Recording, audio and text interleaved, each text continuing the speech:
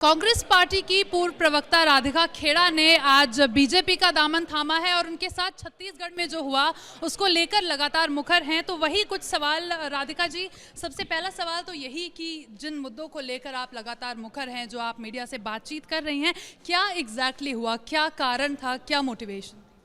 देखिए, मैं लगातार हिंदू धर्म के अपमान का विरोध करती आई हूँ पार्टी में। लगातार जिस तरीके से मल्लिकार्जुन खड़गे जी हमारे राष्ट्रीय अध्यक्ष हैं, उनके बेटे जो इस समय कांग्रेस को अपनी जागीर समझते हैं, प्रियांक खड़गे जी लगातार सनातन धर्म की निंदा करते आए हैं, हिंदुओं की निंदा करते आए हैं। वो एक मंत्री भी हैं कर्नाटक में। उसके बाद जो कांग्रेस के अलायंस के साथी हैं, चाहे वो डीएमके हो या सपा हो, उनके लोग जिस तरीके से हिंदू धर्म की निंदा करते आए हैं, उसकी मैं खिलाफत खुले मंच पर करती आई हूँ, जिसके लिए मुझे सजा देती रही है पार्टी। क्योंकि मेरा ये मानना है, अगर आप सेक्युलर हैं तो आप किसी भी धर्म का विरोध नहीं करेंगे। लेकिन उसके बाद जब मैं राम मंदिर होके आई और जब राम मंदिर में राम लल्ला की मूर्ति की स्थापना हुई, जिस तरीके से मैंने उसको अपने घर में मनाया, अपने घर में सुंदरकांड का पाठ रखा, तो तब भी मुझे नेताओं से फ़ोन आया, सीनियर लीडरशिप से, जयराम रमेश जी की टीम से, कि मैं बहुत हिंदू कर रही हूँ और मुझे ये सुंदरकांड का पाठ अगर घर में किया है तो इसकी फ़ोटो नहीं डालनी चाहिए थी, लोगों को पता नहीं चलना चाहिए था कि मेरे घर में ऐसा कुछ हुआ है। उसके बाद जब मैं राम लल्ला के दर्शन अपने परिवार के साथ करके आई, उसके बाद भी मुझे कहा गया कि तुम चुनाव के समय में क्यों राम लल्ला के दर्शन करके आई और इसका तुम्हें लंबा नुकसान होगा। कई बार कहा गया था कि तुम चुप रहो, तुम बहुत ज़्यादा हिंदू करती हो। मुझे डिबेट्स पे जाने से रोका जाता था और काम नहीं दिए जाते थे पार्टी के अंदर और जिम्मेदारियां नहीं दी जाती थी।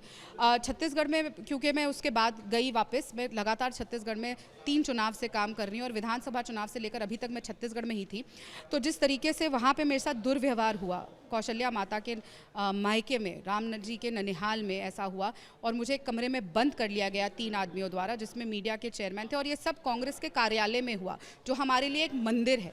राहुल जी हमेशा कहते हैं ना, उनका आपने बयान सुना होगा कि हिंदू लोग मंदिर में लाके औरतों को छेड़ते हैं, लेकिन सच्चाई ये है, वो जिस मंदिर की बात कर रहे थे वो हमारा कांग्रेस का कार्यालय है, जहाँ पे आके महिलाओं को छेड़ा जाता है, लड़कियों को बंद कर दिया जाता है, गंदी गंदी गालियाँ दी जाती हैं, उनके साथ अभद्रता करी जाती है, दुष्व्यवहार किया जाता है, जिसका जीता जागता एग्जाम्पल मैं हूँ। और जब मैंने न्याय की गुहार की तो मुझे कहा गया चुप हो जाओ, बोलो मत। चिल्लाए गए मेरे ऊपर, जयराम रमेश मुझ पे चिल्लाए। 3 दिन उनको लगे मुझसे बात करने में। प्रियंका गांधी जी, राहुल गांधी जी से मैं लगातार अनुरोध करती रही, अपनी पीड़ा उन तक पहुंचाती रही, लेकिन किसी ने नहीं सुनी। प्रियंका गांधी जी छत्तीसगढ़ आई, तब भी बात नहीं करी। मुख्यमंत्री जो पूर्व भूपेश बघेल छत्तीसगढ़ के थे, जब मैंने उनको 3.5 मिनट फ़ोन पे ये पूरी अपनी घटना बताई तो उन्होंने सामने से कहा कि छत्तीसगढ़ छोड़ दो। ये तरीका था कांग्रेस पार्टी का इस पूरी चीज़ को हैंडल करने का, और लगातार मुझे बोला गया कि चुप रहो चुप रहो चुप रहो, पार्टी सबसे बड़ी है, तुम पार्टी से बड़ी नहीं हो।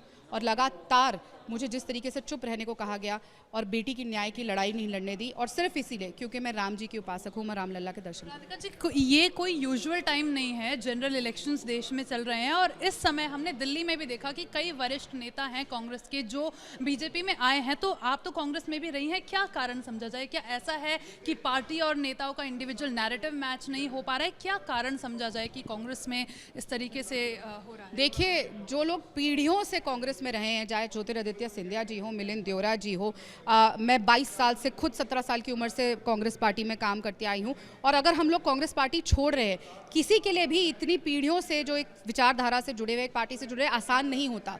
लेकिन किस तरीके से प्रताड़ित किया जाता है, किस तरीके से हिंदू होने के लिए आपको छोटा महसूस कराया जाता है, किस तरीके से आपको सांस नहीं लेने देते, आपको इस बात के लिए पिनलाइज किया जाता है कि आप हिंदू हैं और आप राम भक्त हैं और आप किसी भी हिंदू भगवान की उपासना करते हैं, पूजा करते हैं, और किस तरीके से आपको बार बार जलील किया जाता है, उसको कब तक कोई बर्दाश्त करेगा? और जो पीढ़ियों से कांग्रेस में रहे हैं और आज वो छोड़ के जा रहे हैं, और कांग्रेस पार्टी, राहुल जी क्या कहते हैं, जिसको जाना जाए, हमें कोई फर्क नहीं पड़ता। बिल्कुल फर्क नहीं पड़ता, क्योंकि कांग्रेस पार्टी में इसके बाद सिर्फ 4 लोग रह जाएंगे, राहुल गांधी जी, प्रियंका गांधी जी, मल्लिकार्जुन खड़गे जी, जयराम रमेश जी, और फिर वो आपस में न्याय खेल सकते हैं, या कैंडी क्रश जो भूपेश बघेल जी खेलते थे। शुक्रिया आपका हमसे बात करने के लिए। तो आप सुन रहे थे यहाँ पर पूर्व कांग्रेस प्रवक्ता राधिका खेड़ा को, जिन्होंने आज ही बीजेपी का दामन थामा है और कहना है कि कांग्रेस पार्टी में उन्हें हिंदू होने के लिए प्रताड़ित किया जा रहा था। कैमरा पर्सन अनिल राणा के साथ मैं रिया जातुष्करन, एबीपी न्यूज़, दिल्ली।